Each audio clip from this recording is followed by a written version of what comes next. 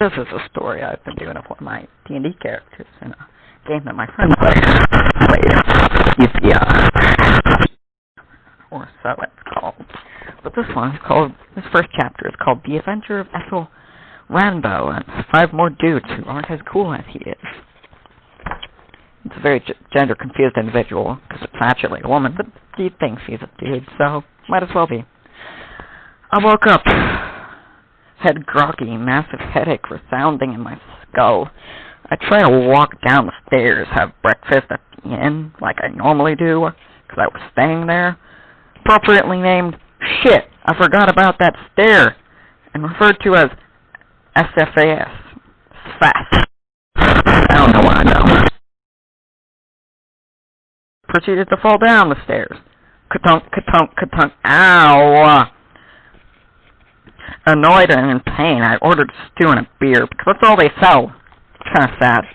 Almost 2 weeks ago, my dad kicked me out of my house and told me off with some great parting words of, well, don't come back till you're rich. Well, fuck him. He had given me 200 starter gold, which was mostly gone by now. I'd been here for about a week. A backpack and some stupid-ass spell called Soul Laser, whatever the that means.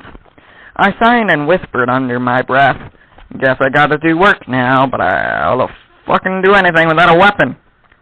Pissed off, I proceeded to thank the barkeep, who was very confused of why I'm angry, and head outside to find the city hall, the place where old people hand out and mumble about politics. As I wander the road, I come across a homeless man and give him some cash. Can't help to be kind. Maybe the gods will, help me or something. Almost 2 blocks away from the homeless man, I catch my breath. This town is full of drunks and reckless drivers, I think, while thanking the gods for keeping me alive. Thank you, gods. You're fucking useless most of the time, but you helped me here, so gotta say, thank you. I trip on something, probably a rock, I think, as I go sprawling on a hard-worn road. Well, that's them laughing at me. That was their fault, too. Everything's their fault. Seriously. Maybe one day I'll be a god and do this thing to people, too. I looked down at what tripped me. I'm surprised I yelled because I had been tripped over by a dinged, dirty, and rusted sword. Better than nothing, I say, and pick it up.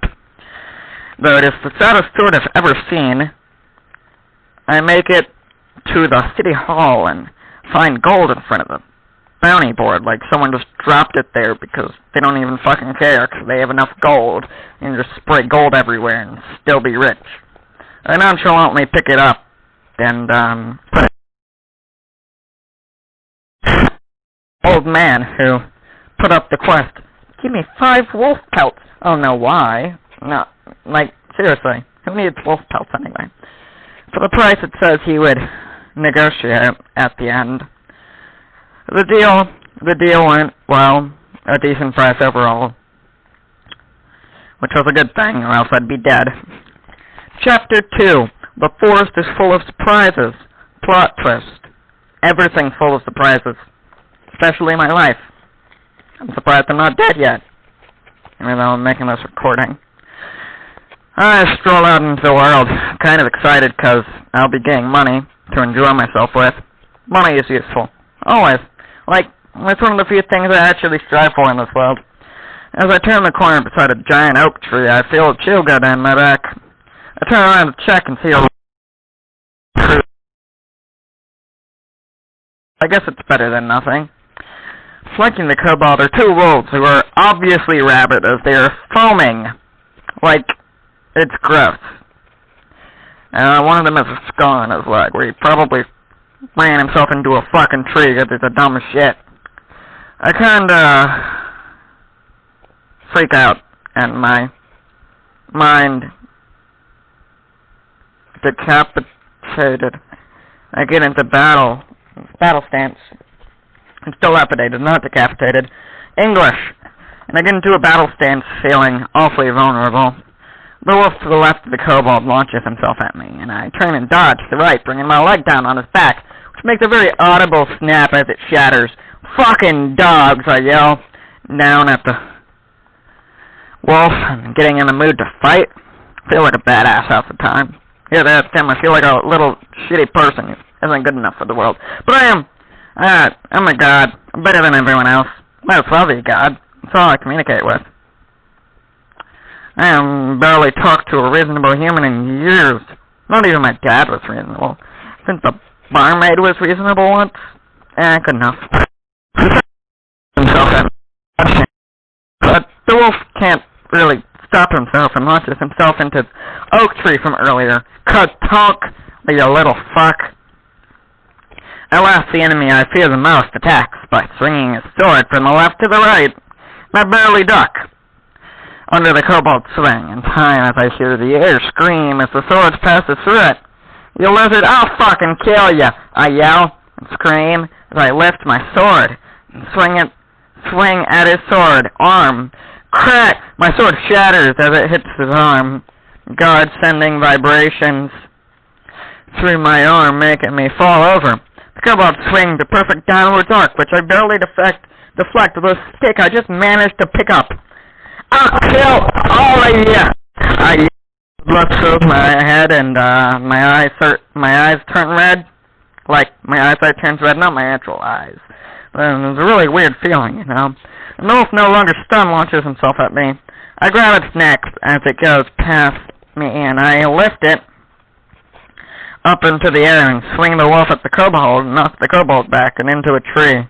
I throw the living wolf into the tree behind the kobold, and the tree, which proceeds to break, and pick up the dead wolf and beat the kobold with it until the kobold dies. I also give the kobold no time to attack. I am really angry right now, bro. I finally kill the kobold as the bloodlust leaves me. Feeling awake, I go up to the wolf trapped under the tree and break its neck. Feeling accomplished, I proceed to skin the wolves with Soul Laser, the most reliably useless spell I could know. It's the only spell I know anyway. I don the kobold's iron armor. I also pick up its sword. I put the skins in my pack and try to find something to remind me of this encounter, which I so faithfully lived because the gods like me, and I'll grow up to be a god.